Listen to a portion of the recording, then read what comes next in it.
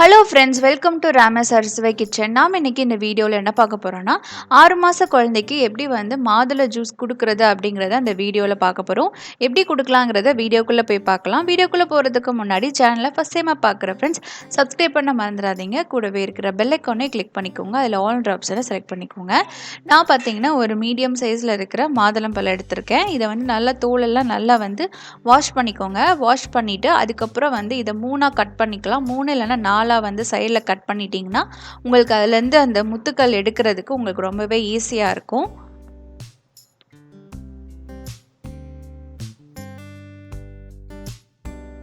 இப்போ நான் வந்து இதை மாதுளையை வந்து நல்லா க்ளீன் பண்ணிட்டேன். இதை வந்து நம்ம ஒரு ஜிப்லாக் கவரில் தான் எடுத்துக்க போகிறோம். உங்கள்கிட்ட ஜிப்லாக் கவர் இல்லாட்டி நீங்கள் வந்து நார்மலாக இருக்கிற நல்ல பிளாஸ்டிக் கவரில் நல்லா கழுவி எடுத்துக்கோங்க. ஜிப்லாக் கவராக இருந்தால் உங்களுக்கு அந்த ஜூஸ் வந்து வெளியே போகாது. அதனால தான் அந்த ஜிப்லாக் கவராக எடுத்துக்க சொன்னேன். ஒரு தடவை நான் கவரை வந்து நல்லா வாஷ் பண்ணிட்டேன். வாஷ் பண்ணிவிட்டு நம்ம வந்து உரித்து வச்சுருக்கிற இந்த மாதுளையை வந்து உள்ளே சேர்த்துக்கலாம். உள்ளே சேர்த்துட்டு நம்ம லாக் பண்ணிட்டோம்னா நம்ம வந்து அந்த ஜூஸ் வந்து வெளியே சிந்தாது, வேஸ்ட் ஆகாது. அதுக்கு தான். ஸோ இதை வந்து நம்ம ஜூஸ் எடுக்கிறதுக்கு இந்த மாதிரி இடிக்கல் இருந்தால் அதையும் நீங்கள் எடுத்துக்கலாம். இல்லாட்டி வந்து உங்ககிட்ட சப்பாத்தி கட்டை இருந்தால் அதை யூஸ் பண்ணி கூட நீங்கள் வந்து ஜூஸ் எடுத்துக்கலாம். நல்லா வந்து ப்ரெஸ் பண்ணும்போது உங்களுக்கு அப்படியே ஜூஸ் வந்து அப்படியே வரும்.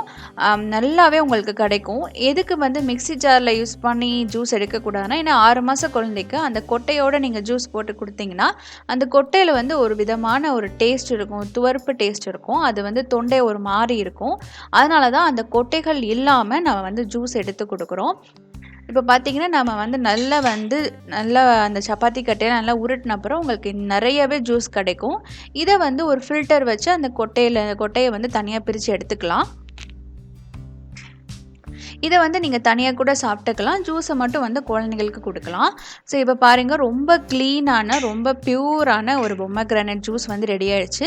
இவ்வளோ ஜூஸும் வந்து 6 மாத குழந்தைக்கு தேவையில்லை. ஃபஸ்ட்டு நீங்கள் கொடுக்குறீங்கன்னா ஒரு 2 டீஸ்பூன் இல்லைனா 3 டீஸ்பூன் கொடுக்கலாம்.